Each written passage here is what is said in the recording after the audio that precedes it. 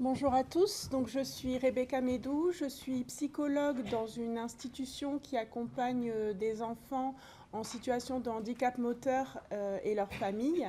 Je suis aussi donc doctorante en psychologie clinique en 3e année de thèse sous la direction d'Axel Manval et de Michael Dambrun. Donc ma thèse s'intitule Vécu subjectif et effet des comportements du médecin généraliste en soins palliatifs à domicile sur le deuil de l'aidant. Donc c'est une recherche qui s'inscrit dans une démarche réflexive sur les pratiques donc liées à l'accompagnement en fin de vie et plus spécifiquement soins palliatifs à domicile. Donc dans le cadre des soins palliatifs à domicile, l'accompagnement s'inscrit autour de la personne malade, mais aussi de son entourage. On sait que dans les soins palliatifs à domicile, le proche joue un rôle essentiel. Donc l'accompagnement commence avant le décès de la personne et se termine après le décès. Donc en ça, on peut dire que la dernière étape du parcours en soins palliatifs, c'est l'accompagnement du deuil.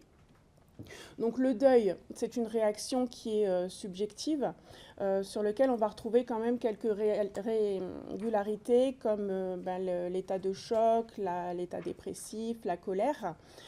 Et donc si toutes les personnes vont passer quand même ces différentes étapes, pour certaines ça va être difficile.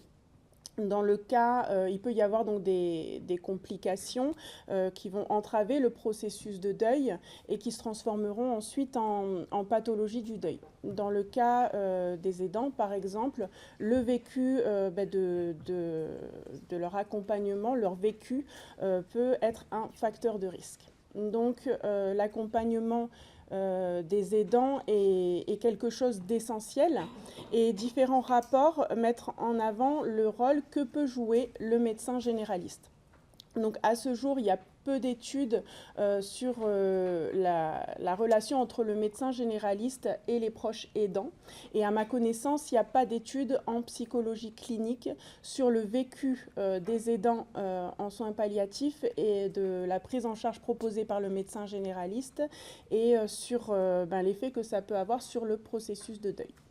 Donc moi, j'ai mis en place cette recherche qui est une recherche qualitative qui a été approuvée par le comité éthique de la DRCI fin 2023. J'ai rédigé des entretiens, des guides d'entretien pour les proches aidants et pour les médecins généralistes à partir de la littérature. Et les entretiens ont commencé en visio en début d'année et auront lieu jusqu'à saturation des données. Je profite de cet espace pour faire appel aux médecins généralistes qui sont dans cette pièce et qui sont sur YouTube aussi. N'hésitez pas à me contacter. Voilà, donc les données seront ensuite analysées par théorisation ancrée et à partir du logiciel Alceste et mis en croisée avec les données sociodémographiques. Et donc, les retombées attendues, c'est connaître le vécu des aidants endeuillés, les mettre au centre, identifier les comportements des médecins généralistes qui jouent un rôle dans le processus de deuil et améliorer les pratiques, nourrir la pratique des médecins généralistes en soins palliatifs, nourrir la formation en prenant en considération cette relation qui est singulière. Merci.